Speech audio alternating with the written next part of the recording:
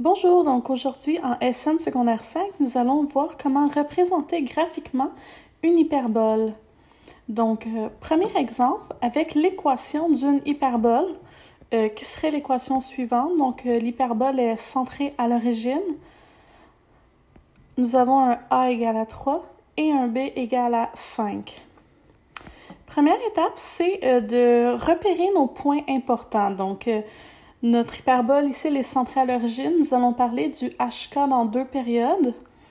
Notre hyperbole est verticale parce que c'est égal à moins 1. Les sommets, vu que j'ai une hyperbole verticale, sont à 0B, 0 moins B, donc à 0,5 et 0 moins 5.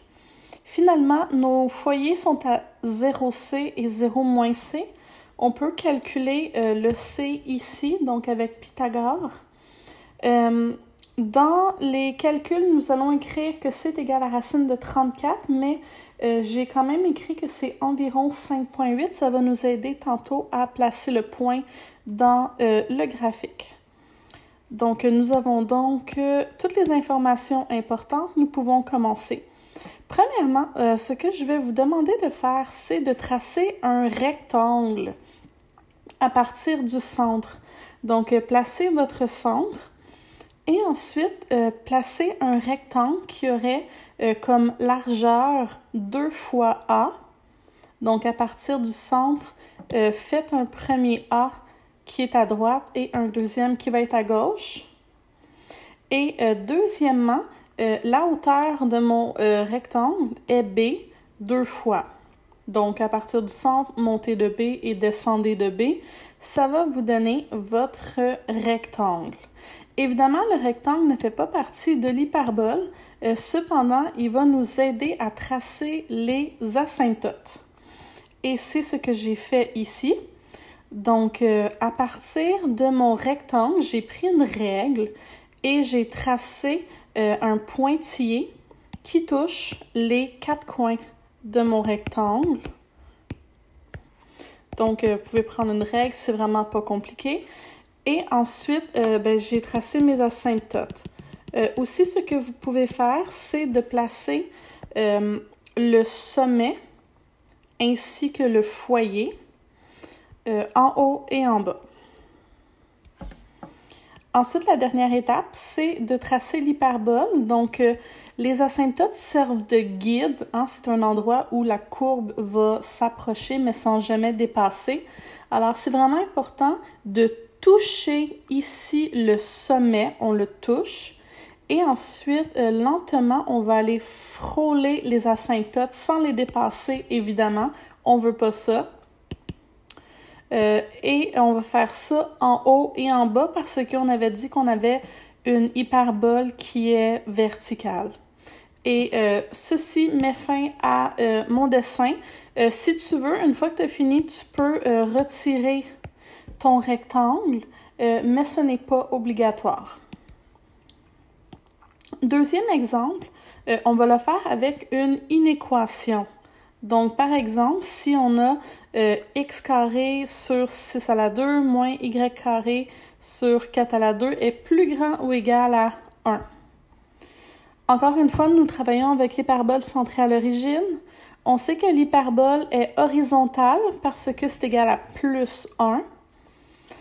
Ici, vu que nous avons une hyperbole horizontale, on a le sommet qui va être horizontal, donc avec le A. Donc, les deux coordonnées du sommet sont moins 6, 0 et plus 6, 0. Nos deux foyers aussi seront horizontaux. On peut calculer comme tantôt la valeur de C. Donc, racine de 52, environ 7,2. Comme tantôt, ce qu'on va pouvoir faire, c'est, vu que nous avons notre centre 0, 0, la valeur de A et B, on peut tracer notre rectangle.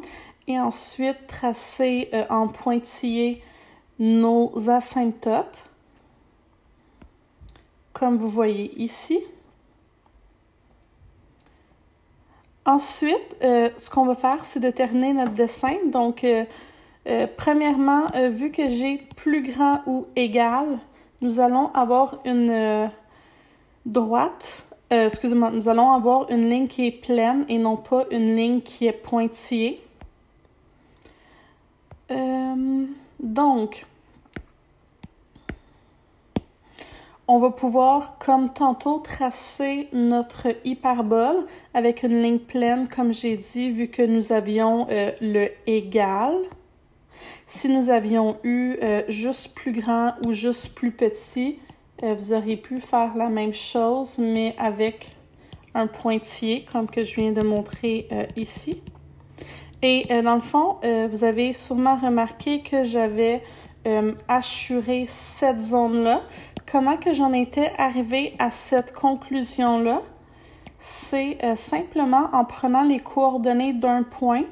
Par exemple, tu peux prendre le centre et vérifier s'il est dans la zone hachurée. Donc, ici, le centre qui est 0, 0.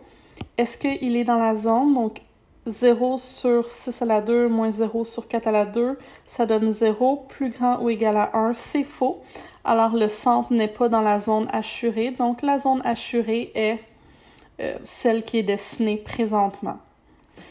Si jamais j'avais eu la même équation que tantôt, mais que j'avais eu, disons, plus petit que moins 1, à ce moment-là, premièrement, à cause du plus petit, j'aurais fait à ce moment-là hachurer pour mon hyperbole. Donc, j'aurais hachuré mon hyperbole. Et vu que ça m'aurait donné 0 est plus petit que moins 1, à ce moment-là, la zone où il y a le 0, 0 aurait été dans la bonne zone. Alors, j'aurais hachuré cette zone-là à la place. Donc, ici, et nous avons ici la zone qui représente à ce qu'on voulait tantôt. Donc là, évidemment, on ne va jamais hachurer deux zones différentes, là. On choisit notre inéquation. Donc, dans le contexte présent en rose, c'est ce que je voulais démontrer. Encore une fois, tu peux garder ton rectangle ou tu peux l'effacer, ce n'est pas grave. Donc, c'est tout pour aujourd'hui. Bonne journée!